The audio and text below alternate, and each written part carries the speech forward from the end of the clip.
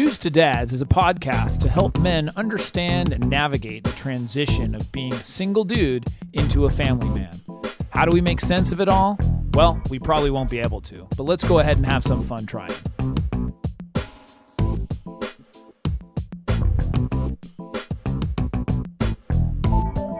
And we are back. We are back. I'm Jason Kreidman. I'm Alan Bush. And this is Dudes to Dads, isn't it? It is. Very Welcome much so. back for another exciting week. Yeah. We're in the late 90s now. Episode 96. 96. This one is entitled Making Mistakes is Good for Everybody. Or everyone. Well, I'm going to be good for everyone for a long time. You know what I thought of when I was doing this is if making mistakes is cool, consider me Miles Davis. Right. And you know For those exactly, who don't, I don't know where that comes from. Yeah. I mean, that's not the exact quote. Paraphrasing. But, But if you know the quote, tweet us at Dudes to Dads. Also, the second part of the title is 7 Ways to Handle Mistakes. Okay. So I'm not sure how it evolved, but as a result of my childhood and how I grew up, for me, I thought that everything was supposed to be perfect. That's just kind of how I lived. I mean, it you know, and if it wasn't perfect, then something was wrong. Like that's kind of how I thought, and still as an adult, I mean, this is something that I struggle with. That's kind of your type A. Yeah, I mean. Yeah. You know, hey, I need to be the perfect husband. I need to be the perfect father. You know, I need to be the perfect son, whatever. And so I'm not saying striving for positivity and growth is not good. That can be good, but it also can be a no-win situation. Right. When it is a no-win situation. Not that it can be. If you don't have the self-acceptance along the way, and you're thinking that you need to be perfect and you're not accepting yourself and appreciating yourself for where you're at right now, you're screwed. That's the only way to say it. Sure. Like you're going to have some difficulties. So my issue too was that I always felt like, you know, as I'm trying to attain this, whatever that was, perfection, that those around me should be doing the same thing. Why not? You know, like those that I work with, those in my family. I mean, everybody. Like that's what I'm doing. By that's virtue of them not pursuing it, they're not perfect. So they have to be fixed. Correct. Yes, if you're not pursuing it, you know, and so what happens is we create expectations, and when we create expectations, we're never happy, we're never satisfied, and we certainly will not create value and support for those around us. Mm-hmm. That's for sure. You're really setting everybody around you, including yourself, up for failure. Right. That's what you're doing. And no bueno, as they say. In the vernacular. Yes. So, you know, I've been putting a lot of thought to this lately. And so when we mess up or our kids mess up, you know, we really don't want to be corrected. Sure. Like it just doesn't feel good. Yeah. No one likes to hear that they messed up and screwed this thing up or whatever it is. Yeah. No. So what you really want is you want empathy, maybe a little bit of reassurance, some love. That's kind of what we're looking for. Yeah. So I have a personal story to share. So recently my 8-year-old son was doing an activity that he really enjoys. And it's something he's really good at. I don't want to go into the details just for the sake of it, but basically he's really good at something, and he made a mistake while doing it. And the outcome of it was not what he wanted. And you could apply this to many things in your own lives and stuff. Or when you're doing something, the outcome is not, you know, you mess up, you make a mistake, whatever, and then you don't get what you wanted, or the outcome's not what you had hoped to be. And so he was really upset at himself, like really, really deeply upset at himself for making the mistake. And I'm watching this whole thing. Right. You know, I'm watching this all go down from afar, a little bit from afar. Like I wasn't right next to him, so I was kind of watching this. And I totally saw myself right at that moment, because I do the same thing. I'm really hard on myself. Beat myself up. I remember my parents even saying that, like, you know, they really didn't need to say anything about my grades or when I was involved in sports or anything like that, because I would beat myself up so much that they were like, I don't need to deal with it. You're like punishing yourself. Yeah. So certainly as a parent, I didn't need to correct him or point out his mistake. Right. Because he did. I mean, he made a mistake. So what? And so I didn't intervene. And instead, I, kind of watched him work and try to recover from the situation. And he had to, because he was, I can say it was a sport, and he was like, he messed up and he had to get back and keep going. Like, otherwise you're going to fall apart, and you can't do that. And so I'm watching this, and I thought for a while, like I'm sitting there and I'm just thinking about it. And I was like, okay, what am I'm thinking to myself, it's like, I want to address it. Sure. But what exactly and how should I address it? And I want to make sure he knows that it's okay. Like, in what way and how am I going to do that? You know? So I was thinking about this. And so after the situation was done, and this is, a little bit of time, like 30 minutes or whatever. Sure. I said to him, it looks like you feel like you made a mistake. Why did that bother you? Yeah. And he went into sort of explaining how he's good at explaining how he feels. And he's just like, I'm not good at this and I can't do this, and sort of really down on himself about it just for making this one little mistake. Now, in my world and my thinking, I'm like, this is not that big of a deal, dude. Like, well, yeah, chill out. It's perspective. Totally. It was a big deal to him. Yeah. Very, very big deal. At that time. So I had to take a step back, and I said, you're going to probably make a lot of mistakes. Like, this is kind of, I had thought about, like, how should I address this? Because I said, you're going to make a lot of mistakes, and you know what? That's totally okay. Right. Like, it's totally okay. I said, no matter what happens, I'm not going to love you any different. I don't care if you make a mistake. I don't care if you make 100 mistakes. It doesn't matter to me. Yeah. Like, doesn't matter. I don't care. And he kind of looks on his face was kind of like, well, what? Like, he was kind of getting it, but not really. And I said, your mom, your sister, everyone around you is not going to love you any different, not going to think anything different of you. And I said, regardless of how many mistakes you make, we love you and we think you're awesome. Yeah. That's it. And he's like, no, I'm not, and it's sort of that he's still, sort of going there. And so that's where I like kind of tried to, employ some empathy. I was like, I totally understand that making the mistakes is frustrating, but what could we learn from it? Yeah. And I didn't want it to be a lesson per se. Yeah. Like I was kind of trying to be careful. And I said, but guess what? You're going to probably make the same mistake multiple times. Yeah. Like you think like, oh, what did I learn from this so that I don't make the mistake again? Yeah. And you're going to make the same mistake. Oh, yeah. Like it can happen. It happens to everybody. And I said to him, it still doesn't matter. That's what you have to understand. I said, it doesn't matter to me. Doesn't matter to your mom. Doesn't matter to your like, no, but and I know that's hard to understand, but it doesn't matter because we still love you no matter what. Sure. So this is where I took a step back and I was like, if I was talking to myself, and I'm 8 years old, like, what do I want to hear? Yeah. And I want to hear that the mistake it's okay. And I'm just as good of a person after I made the mistake. Like, sure. I think the key for dads is certainly not to get upset with the child. Or just at the same token, just saying, yeah, everything will be fine. Like, don't worry about it.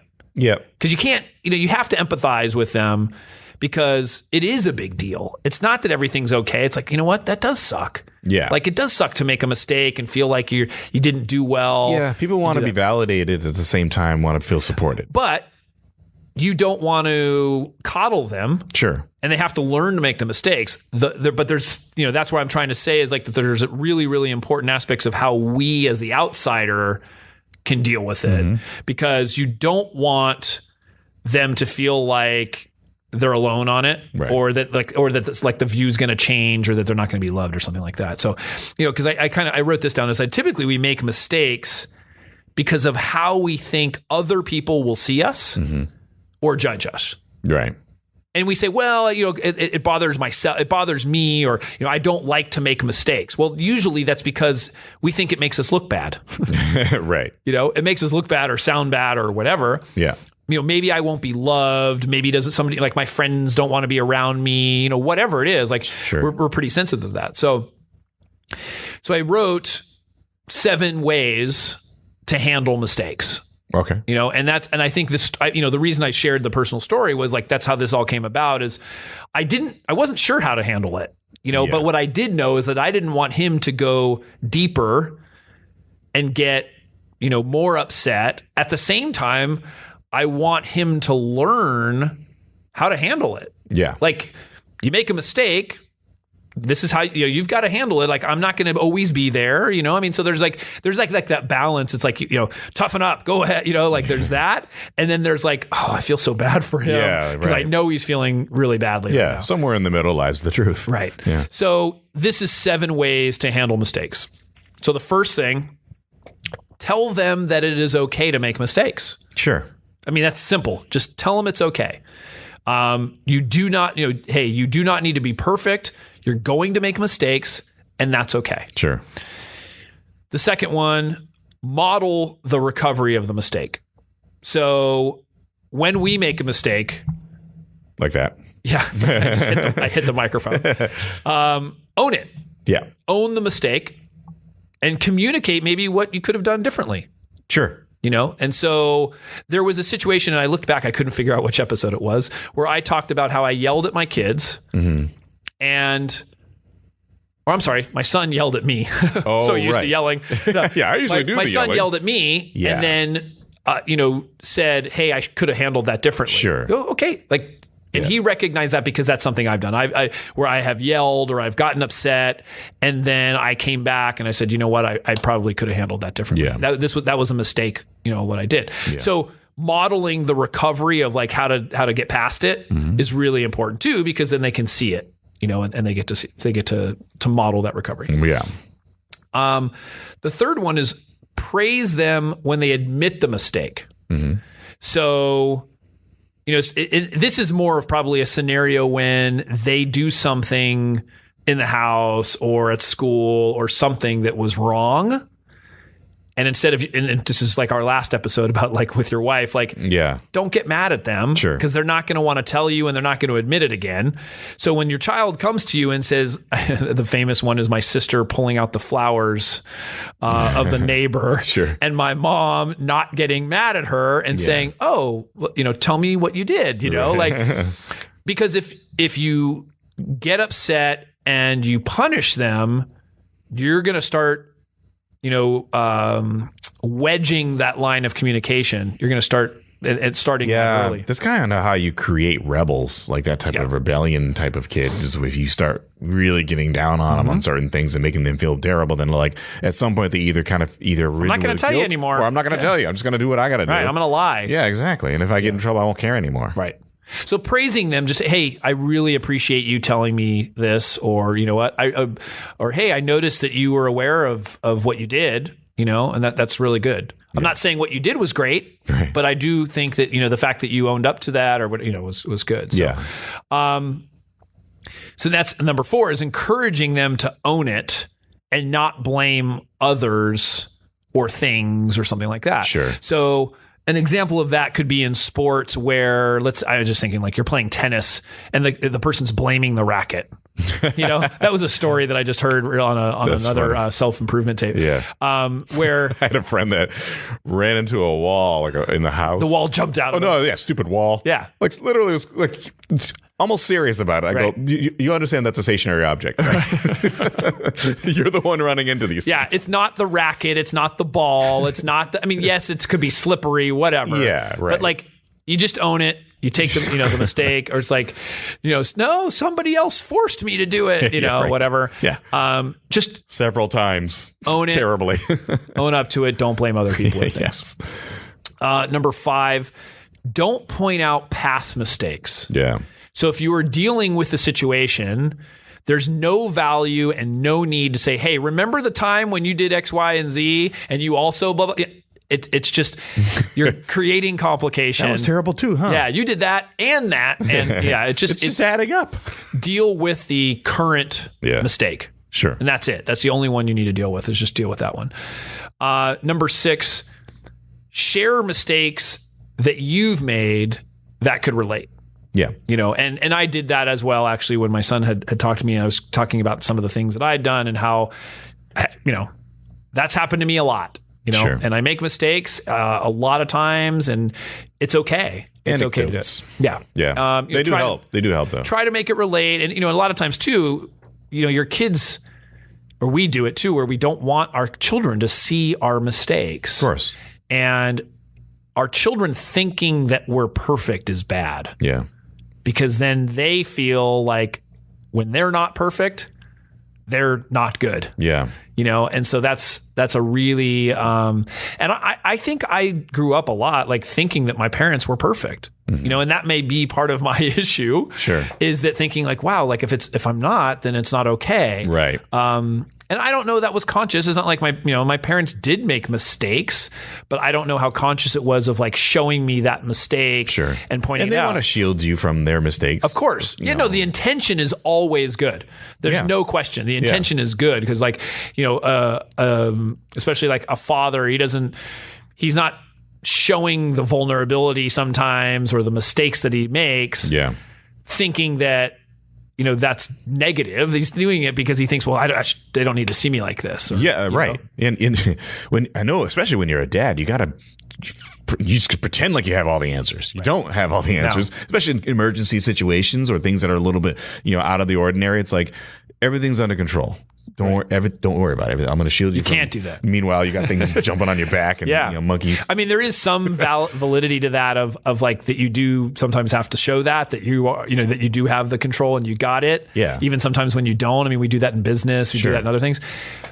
But sometimes when you really don't, and don't try to fake it. Yeah, it's like, look, I don't have the answer. And I've done that with my kids and during parenting situations where it's like, hey guys, I don't know how to handle this situation. Yeah. Like, I really don't. Like, this is happening. You guys are doing this. What do you suggest we do here? What should we do? Yeah, like get their input. Some pros and cons. And asking questions is usually a good way to do that. So for sure. So once again, share mistakes that you've made and how they may relate. Yeah. And then number 7, which I think is the most important, which I'm happy that I took some time to think about it because I felt like this was the most important aspect of the situation is tell them and show them that you love them unconditionally. Yeah. So that's the part where you say it doesn't matter, and not just end there.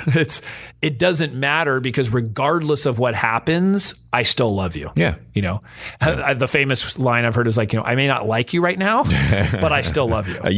That's something that should be pretty much anybody you care about in any context should understand that. And that goes for relationships and your children and all that stuff, because, there are going to be times they're going to drive you up the wall, but you just go, I don't like what you're doing, or I don't even like you right now. Yeah. Actually, you got to be careful saying, I don't like you. I always go, I don't like what you're doing. Totally. I never called any girl that I dated any names. I always said, I don't like you doing this right now. This is not cool. Maybe yelling it. Right. But, I'll still love them, and I still care about them. So, yeah. So handling mistakes is not easy. It's a learned thing, for ourselves, but we just got to model that behavior and, let our kids know that the mistakes, it's okay. It's okay to make mistakes. It's funny. As you get older, you mistakes you don't care about them anymore, and so in a weird way you make less of them because you understand what to do. But even when you make them, you're like, I was really adamant about not making mistakes. I think you have a greater self-acceptance then, to some degree, but I didn't before, because I still struggle with making mistakes. Really? I mean, oh yeah, for sure. Yeah, I don't like making big ones, but little things like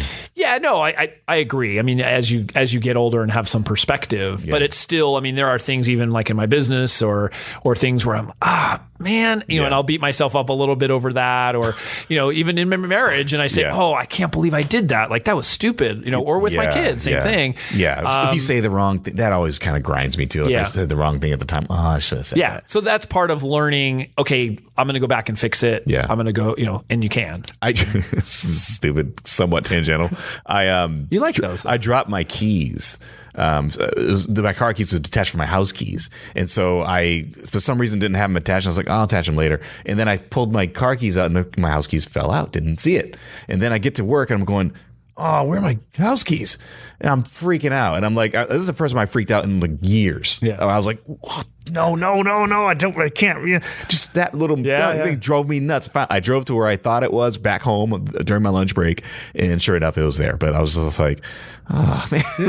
I drove myself nuts. It wasn't so chill then. I know. Well, it's all in perspective. I mean, if you making a mountain out of a molehill, is that what it's called? Yeah. And of course, being type A, high strung, however you want to say, that often happens where, there's some situation where it's not that big of a deal. Yeah. But it's made a big deal. And especially a string of little deals that add up. Sure. That can happen. That does, yeah. So you've got to, go back to the other episode and look at the positive.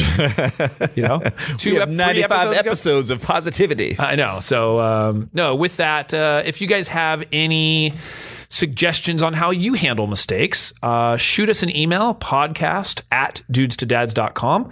We've got Twitter @dudestodads, Facebook, dudestodads.com. And then what about some reviews, Alan? Reviews would be great on iTunes and Stitcher. Please leave some reviews. Matter of fact, open up 3 tabs right now. You need to go to iTunes, Stitcher, and YouTube. If you're on a Mac, you're probably not using Stitcher, and if you're on a PC, get on it anyway. If you're on, try it out. If you can do it, leave them all. True. But if you can't, you can use one or the other, and then leave a review. And these are great. It helps with the perpetuate the show. How many stars should they leave? 5, I think. Okay, you can leave 4.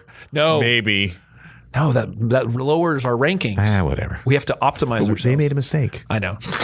Okay. Well, with that, thank you everybody once again for listening. It's just great. The feedback that we get, the listenership, increasing. I once again, I was looking at the stats the other day. Yeah. It's just awesome. Like to see it just keep climbing and the publicity and things like that. So absolutely. We appreciate the support. Please tell your friends, tell your foes, tell your coworkers, tell everybody. Tell everybody you can. Share it with the world, all of our episodes. And if you guys have suggestions for episodes, we're welcome to that. We appreciate that too. Absolutely. So with that, Alan, thank you again for another great week. Absolutely. And we will see you next time. See you next time.